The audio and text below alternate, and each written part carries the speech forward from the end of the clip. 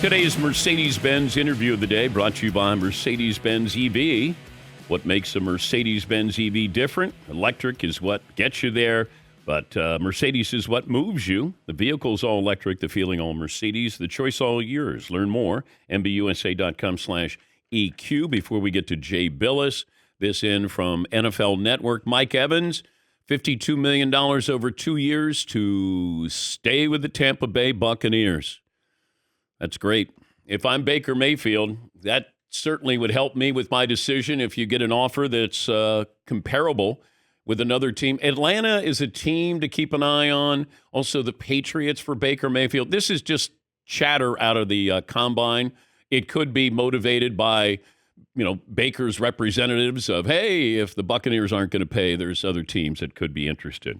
All right, let's get to Jay Bilas, ESPN college basketball analyst, and the recipient of the Kurt Gowdy Award from the Basketball Hall of Fame.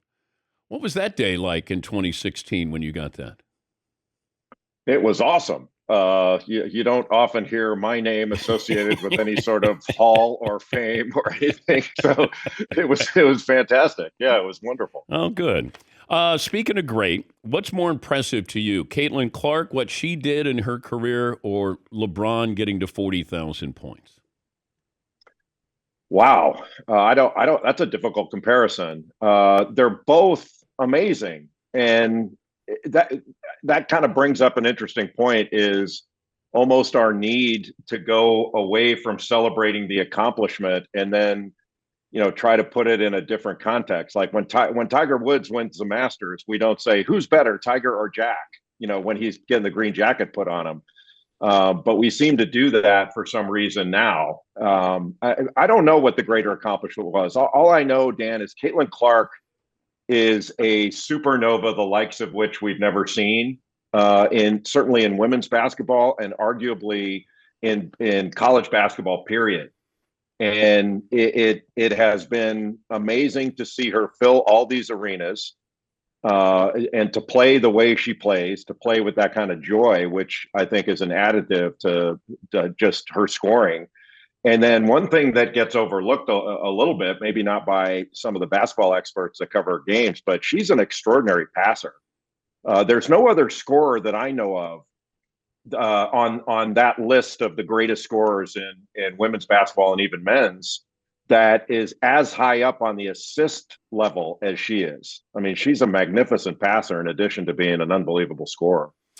Yeah, and I wonder if it translates to the WNBA. Like, is this a moment or is this a movement where maybe the WNBA starts to get more recognition? And that's not fair to say to her, hey, you got to be the person who's going to lift up the WNBA after you did this for college basketball. But I wonder, how does the WNBA benefit from this, aside from, Caitlin playing in Indiana?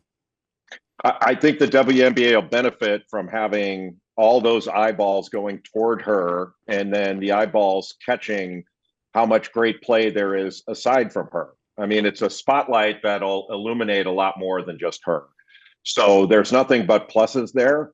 We had an interesting conversation about Caitlin Clark a few weeks ago on College Game Day, where there was the point made: can you really call her great if she hasn't won a championship yet? Even though I was in the championship game last year against LSU, and it sort of brought up the idea of it is a fair discussion.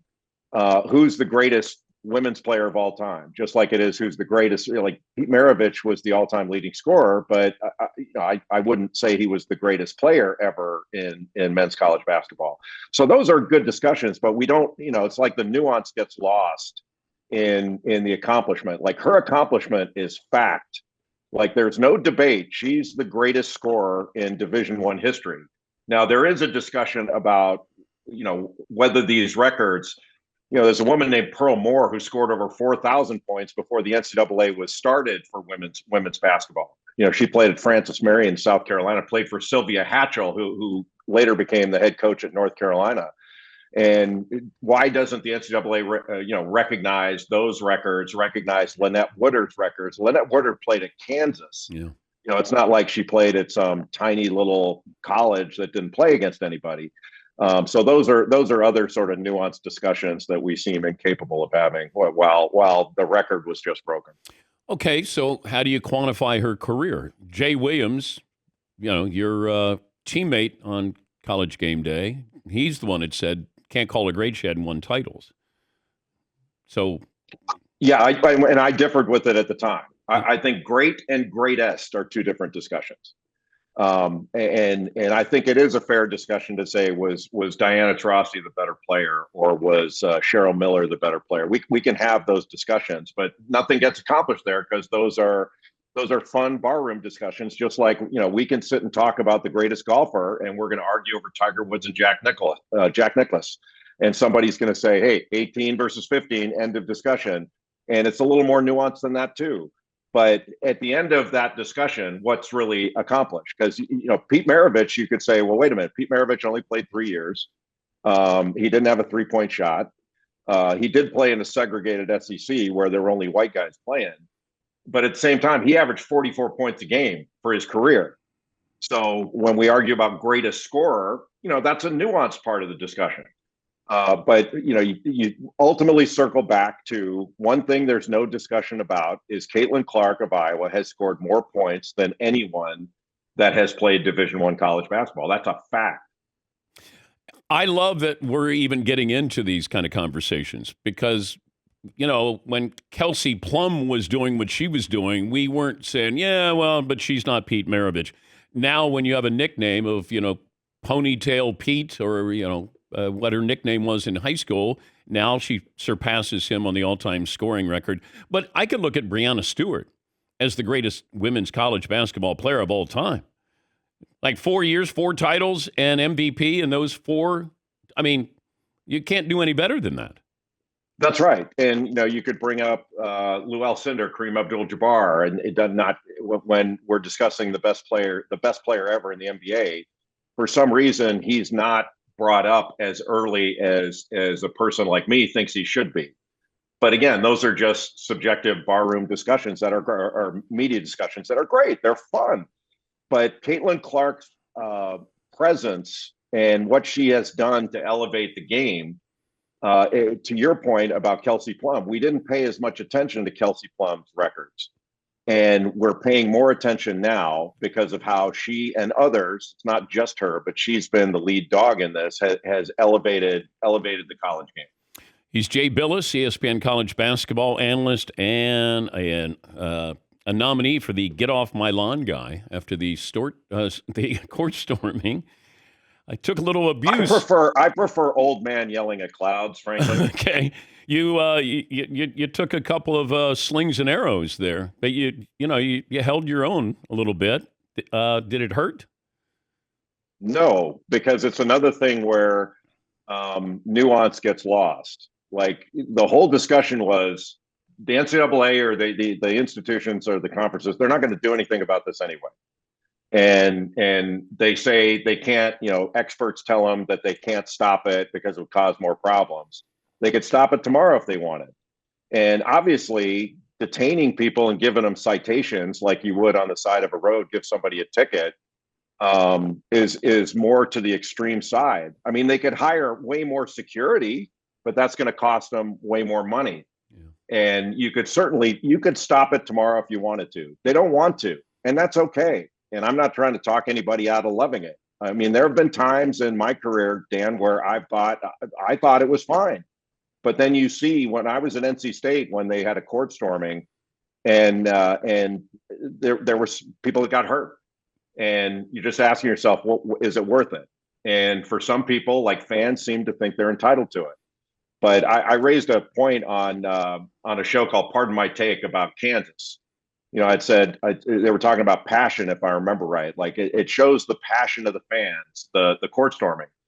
And like it's after the game's over. It's great. It's a great celebration. But the passion is shown, in my view, during the game. Yeah. And there's no better place than Kansas, and they don't have any court stormings. And it shows and I think the response was, well, they don't storm the court because they win all the time. I mean, that's not the point I was making. But sometimes nuance gets lost. That's okay. That's what we do.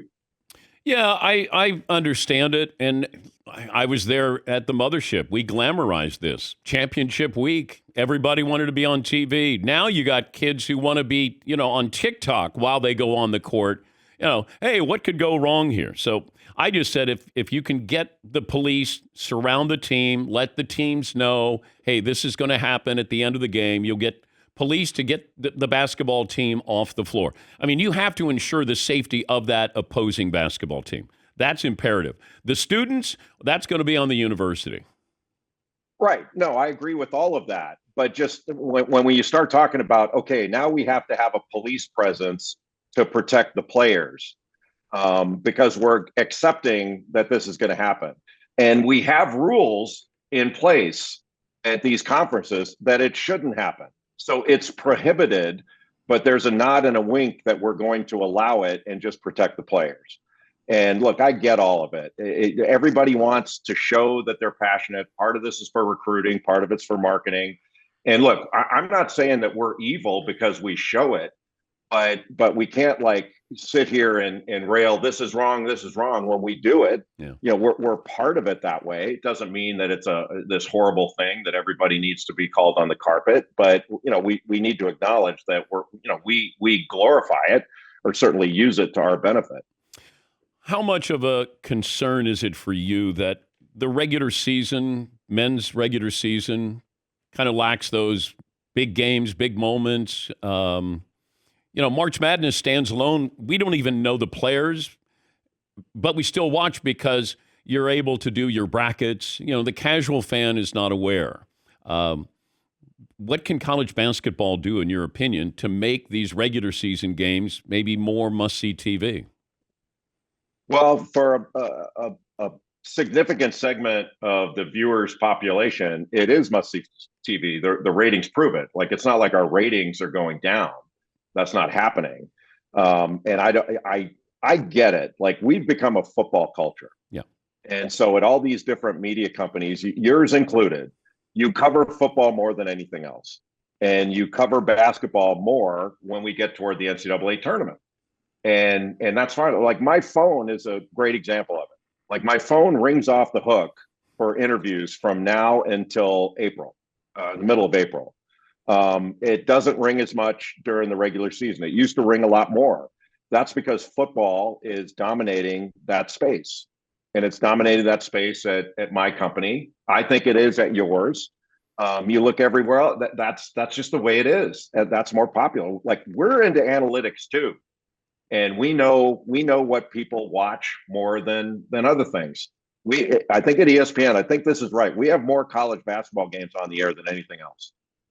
And way more than NFL games. I mean, it's not even close. But we cover the NFL at a much higher rate, including during the offseason at a much higher rate than anything else. And that's business. So I'm not concerned about it at all. It's fine with me. You just have to deal with it. But coverage. How do you get coverage? The most I'm ever called is when somebody in college basketball during the regular season does something stupid.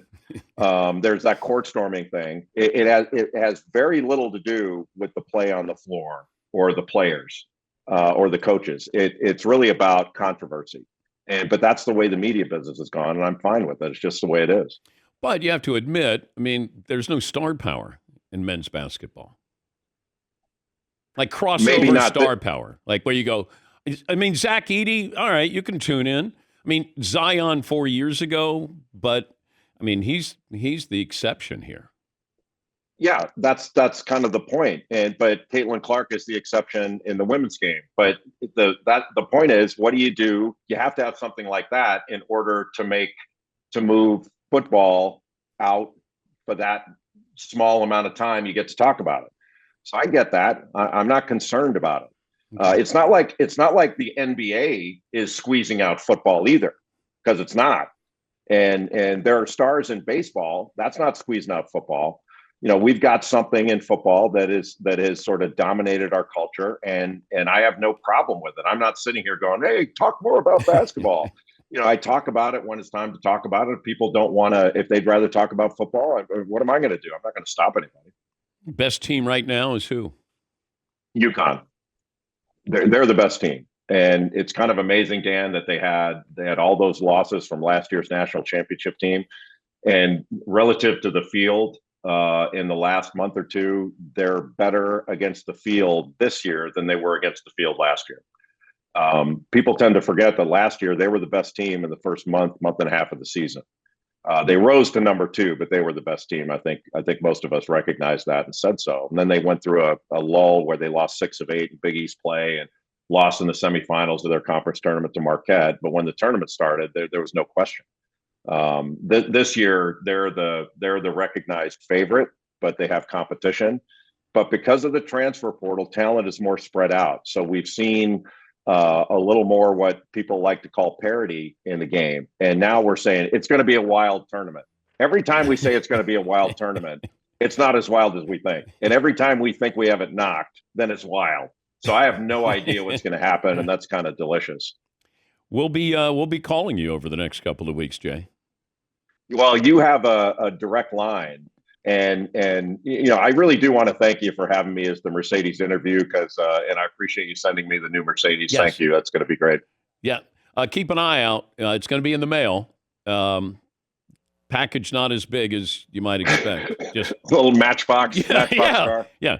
I didn't say, if it was regular size or not. You'll get your Mercedes. But thank you, Jay. Always a pleasure. Thank you. That's Jay Bilas. Get off my lawn. Get off my court. College basketball analyst. We'll take a break. Got our play of the day coming up. Got phone calls. Settle on our poll question. We'll go to the combine coming up. Back after this.